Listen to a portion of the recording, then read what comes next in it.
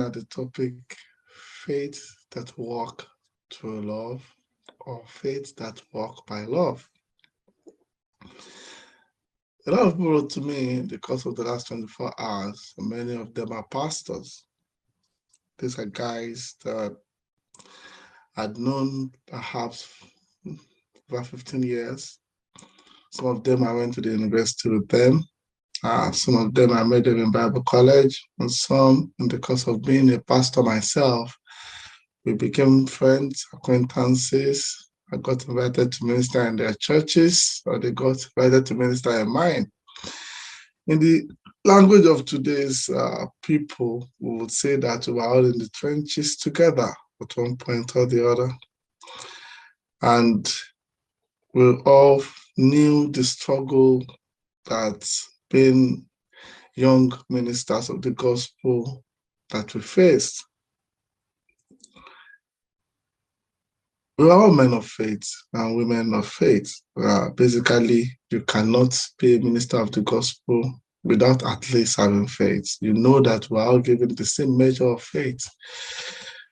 And so no believer really can claim to not have faith.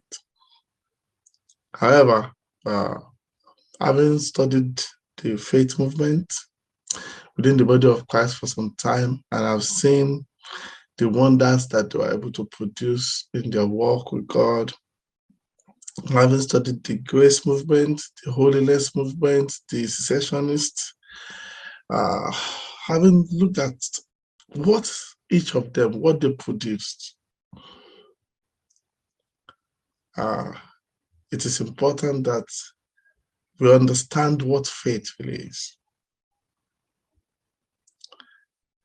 It is true that faith is defined as a substance of things hoped for, evidence of things not seen.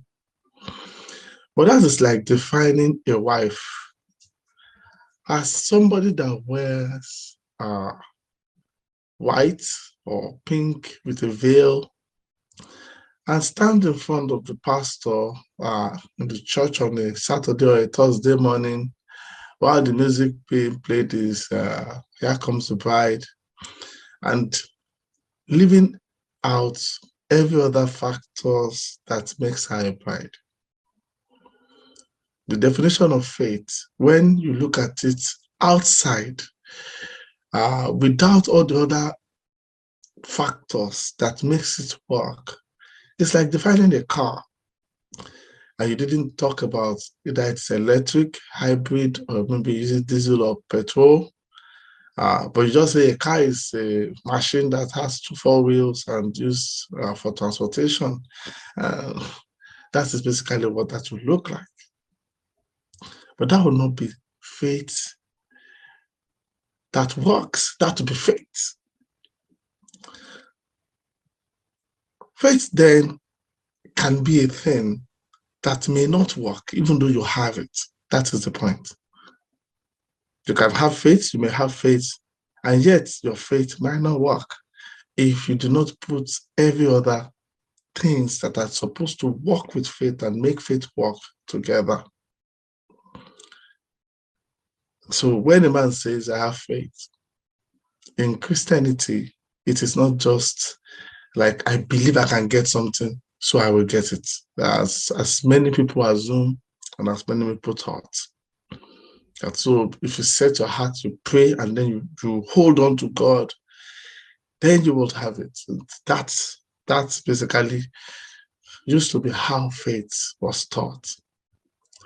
And that will be quite tricky, because the people that sent the messages that I said earlier, they are all men and women of faith. Many of us here who have seen our faith not produce results, we cannot say we don't have faith. The substance of faith has a lot of other factors that as a young believer, you should put into consideration. The most important aspect of faith, the most important ingredient that puts faith to work is love.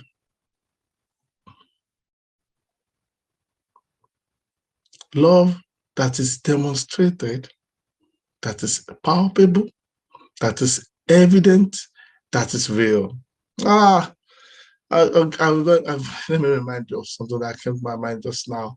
There was this man that I read this story, a missionary in the UK years ago. He had an orphanage, and a lot of children are in the orphanage, and oftentimes they wouldn't have food to eat. And this man does not like to beg, even though people would sometimes contribute a nickel or a pound or two. It was never enough for the orphanage. So this man would go on his knees and he would pray. But when praying, he wouldn't think of himself. His heart was always about the children. What would they eat? How would they go to school? It was his love. He loved the children. He didn't want to see the children under his care suffer. So because he loved the children so much and he didn't want to see them cry or suffer, he would turn to God, believing that God will provide. That is faith.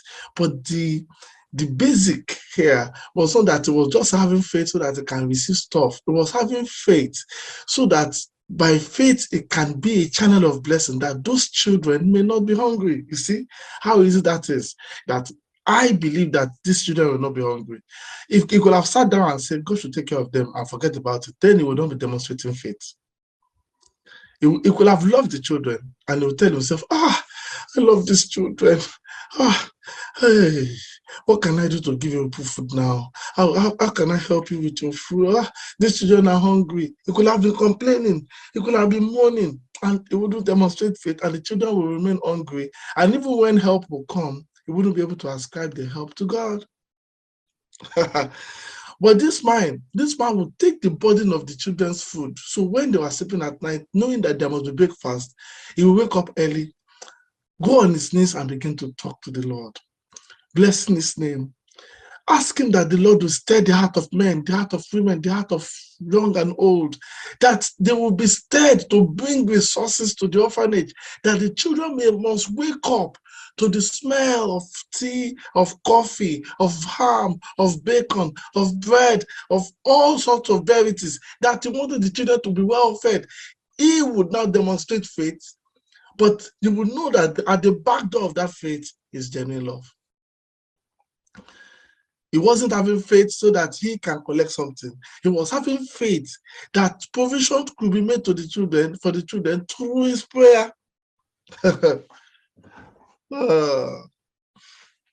And it was recorded, I think it's among God's generals, recorded in his story that there was no time he turned to God in prayer that his prayers were not answered, that kings were moved from all over the world. Rich people are moved. The Lord will stir their heart. Of all the orphanages in England, they will bring the best to his orphanage. I remember reading the man's story for the first time and telling myself that many people will miss the point here. They will call this man a man of prayer. They will say, this is, but the man's prayers were motivated by love. It wasn't just, give me, I want clothes, I want shoes. No, he had people to cater for.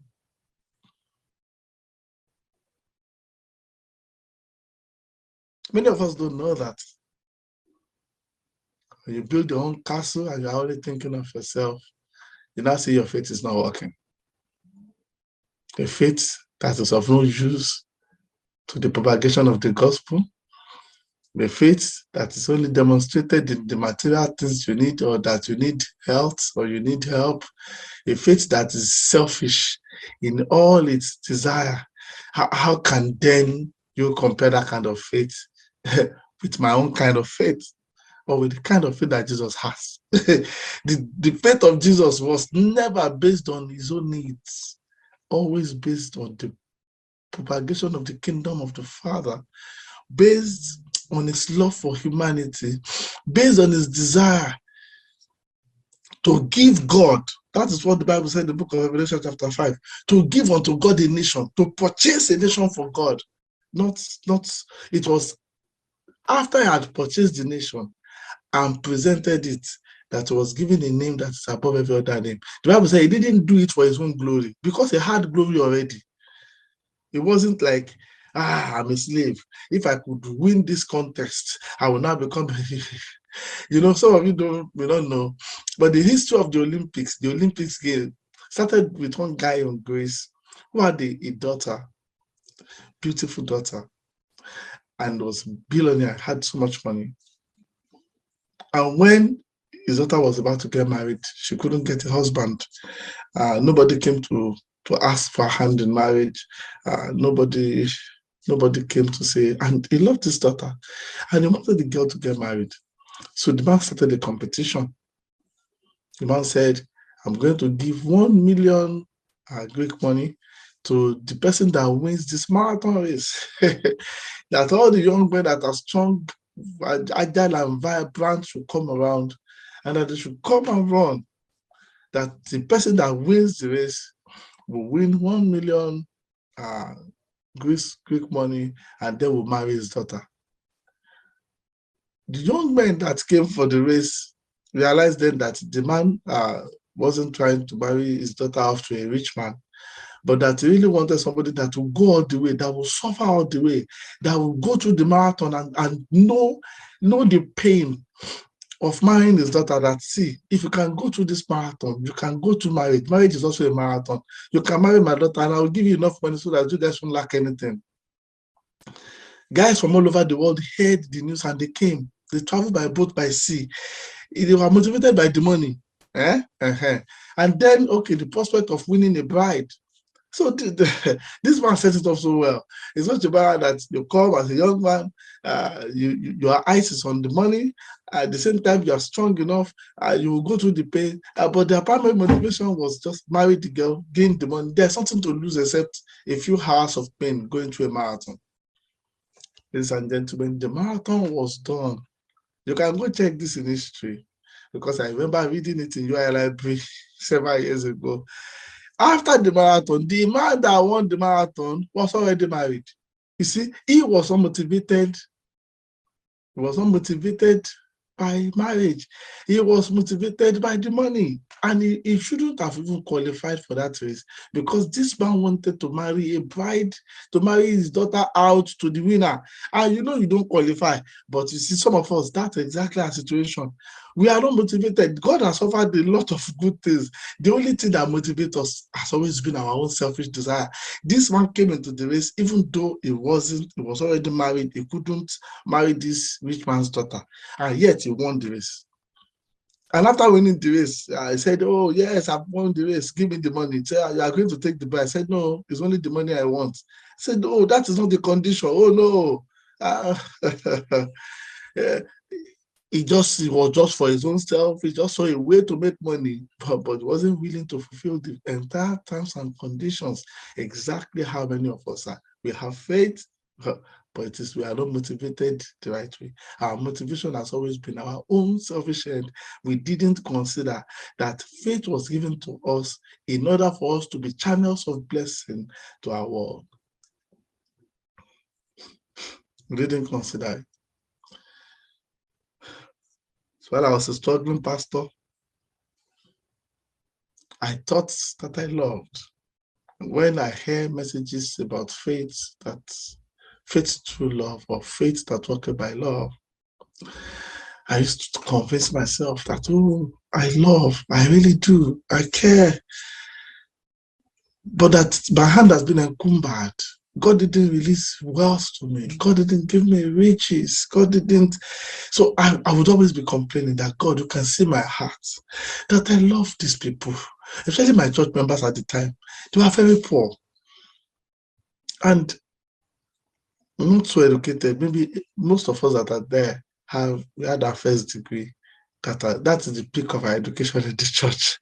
The others were market women, this and that. So, and they were always in need. It was a welfare church. So every time I pray, I say, Lord, you can see my condition. This man is not working. This other woman is not doing fine. This one, there is no this. This one, school fees. This one, house rent. All of them will come to pastor. Lord, if you would bless me. If only you would enlarge my coast. If only you would do this. And I would pray and pray and pray. And there was no change. And you can know how frustrating it is when you pray like that with all seriousness, believing that you have the potential to have the money, and that you will not be selfish. That, Lord, I will not be selfish. I would help your people. I will groom your people. When that one did not work, you start a strategy.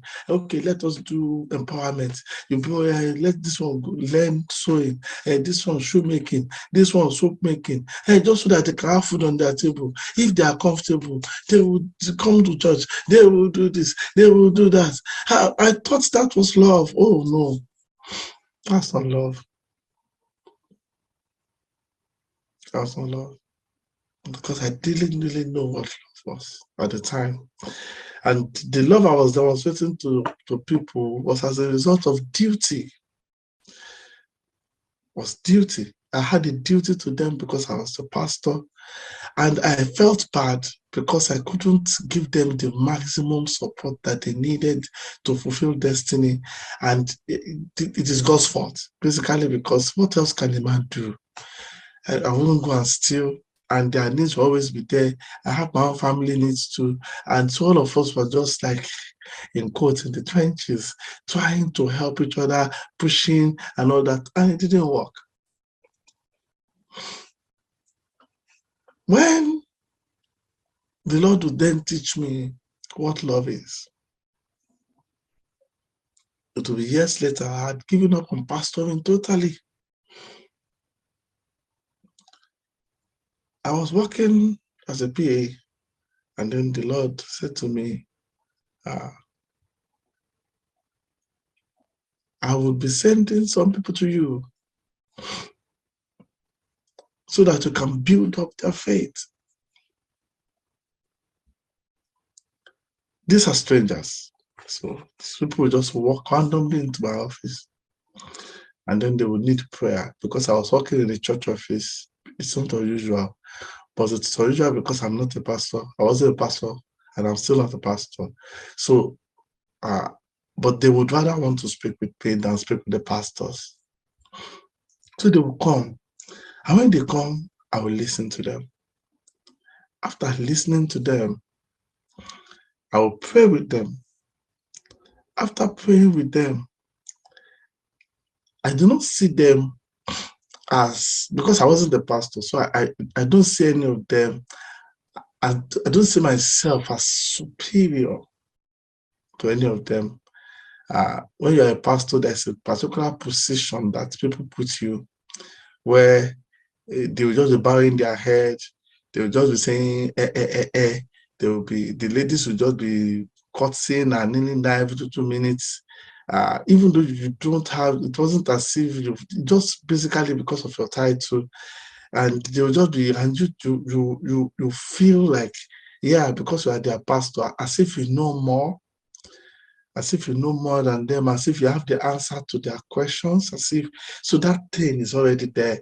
And oftentimes when you are listening, when you are thinking, when you are listening, that thing is a filter. You always want to speak as if you are the one with the clarity, and that you are the one that is above, and that your word to them or your counsel to them is final, or at least close to final. But when I wasn't the pastor, there was nothing like that. Myself and somebody will sit down, we will trash out issues, we will fight. A stranger, he will say, I want to leave my husband. I'll say, why? The person will talk to me. I will sit down there, I will listen, and in my head, I'll be thinking, because the person doesn't see me as superior. The person sees me as, okay, somebody I can talk to, this is just a guy, And so I will talk, we'll find a solution. Sometimes I will drive the person back home. Sometimes I'll wait at home at the person's house until I meet with the husband. Sometimes I'll drive to the husband's office to talk to the husband. I wasn't doing this as a pastor. I was doing this basically because the Lord told me that I will give you these puzzles, solve them.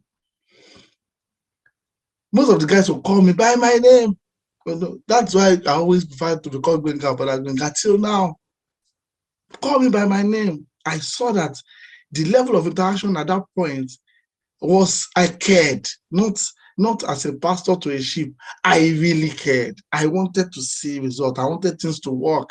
When I knew that when I'm at home, instead of worrying like I used to do before, I would just make confessions about people's marriages, about people's homes, about people's health. I would go to the hospitals. I would sit with people in the hospital. As a pastor, you don't have all the time to do that because of all the commitment. I wasn't a pastor. I had the time to neglect the 99 or to put the 99 aside and chase one and chase it until I get answers. I would do it. Then I realized that, oh my God, results were coming. Why? The faith had been activated by sincerity and by love, by the fact that there was no burden of duty. It was just care. It was just natural. It was just flowing out of me, out of my belly. It wasn't as a result of, they will say their pastor is not doing well. They will go to another church.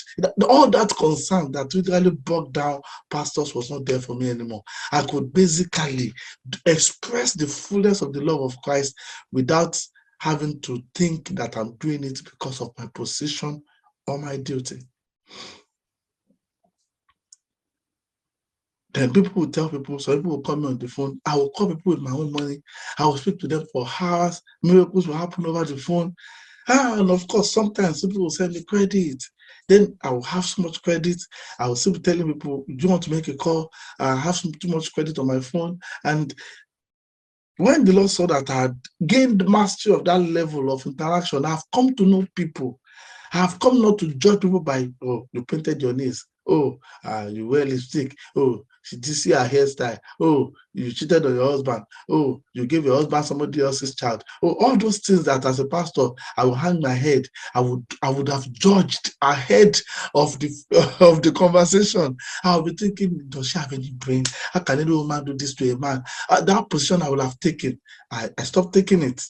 Basically, because I told myself at the time, if God is bringing them and wants me to help, then I'm not their pastor. So I will do my best. I will speak to them freely and I'll be candid.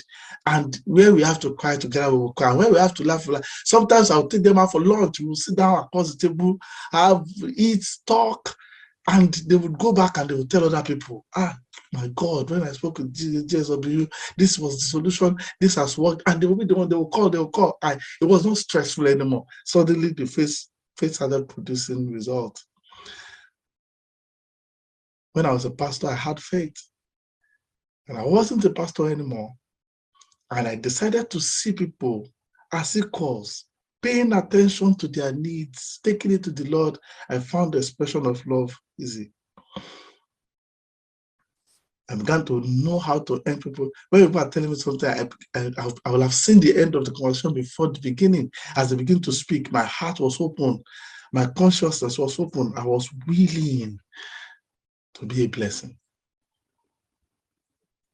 And then when they are going home, I put them in transportation. If they have to pay hospital bills, I will look for the money, I will pay. And then the blessing started coming. It was not so that I could consume it all on myself. I just noticed that at every point, there was no matter the number of people that God brings to me, there was always enough to take care of their needs, to be a channel of blessing to them. And because they saw the sincerity of the relationship we had, it wasn't difficult for them at all to say to me, Pastor, the other time you did this, you did that, my heart has been there to be a blessing to you. It was no longer difficult. It was no longer difficult to send somebody to them and say, oh, this person needs employment. Do you have a space in your office? And when I was a pastor, I couldn't even get, not just members of apostle, people will come looking for a job. You have to begin to rack your brain, but not anymore. You begin to realize that the expression of your faith is love. And when that love is not there, your faith is going to be stagnant. But the love is genuine and real. If the love would be true, it would trigger faith to move. For God so loved the world that he gave It was love that prompted God to give Jesus to us in faith. The other prophets that came before Christ, some of them came out of duty. Some of them came to warn. Some of them came to turn our hearts back to the Father. But the one that was given to us as a sacrifice for our sins was given as a result of faith. God demonstrated faith in the world, in us, by giving us Jesus. A given faith is a faith that works by love. A faith motivated by desire to make the life of others better is a faith that is motivated by love. A faith that has a scope broader than itself. Somebody wrote to me this morning, said, man doesn't need anything except food, water, a bed, and just some money in the bank. And when I read it, I felt sorry for the person. It shows that a man, that the person has been so conditioned to only think of himself as the be-all and end-all of everything. If you have 7 billion people in your tummy, you would realize that you need more than a house and a shoe and food. You realize that you have a desire in your heart to give 7 billion people heaven on earth.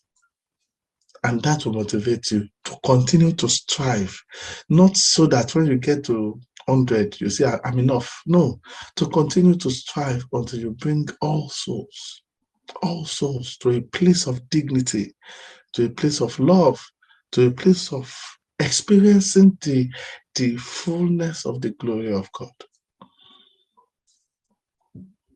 If your faith is not working, check your love, check your motivation.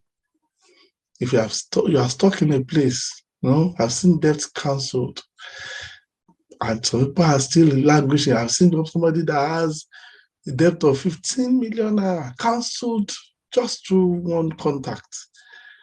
I've seen the person go, and because he didn't learn the demonstration of faith and what it does, went to incur more debts.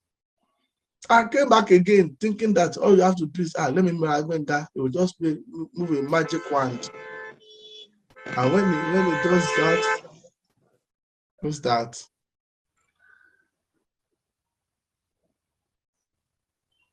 Can you mute Sister Vivian? Thank you.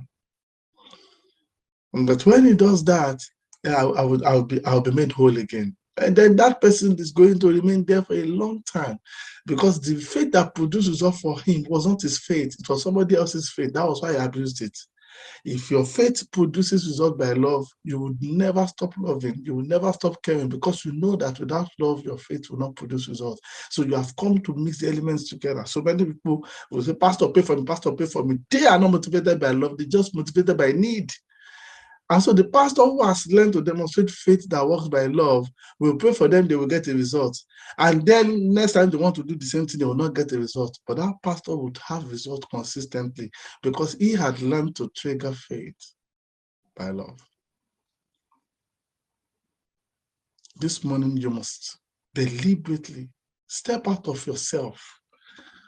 Step it out of it, like, I have this debt is killing me, house rent, shoe, food, and so it gives us a tunnel vision, so that our eyes are only focused on us, and as a result of that, we want to hold on to God.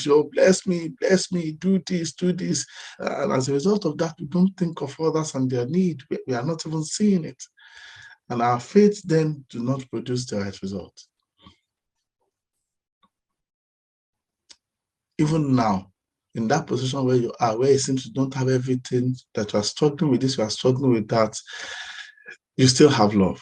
You still have faith. All you have to do is put it together and you begin to see results. As you go to our churches this morning, I declare that your faith is producing results by love.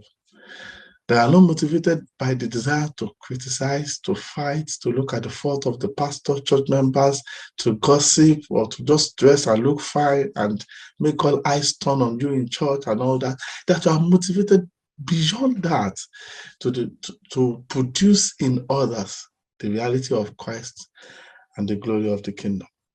I declare that it is well with you and that the miraculous is at work in you. God bless you. I'll see you guys next week. If you have been blessed by this class, I'd like you to shout glory. Glory. Glory! Hooray! Bless you. See you later. Bye, sir. Thank you, sir.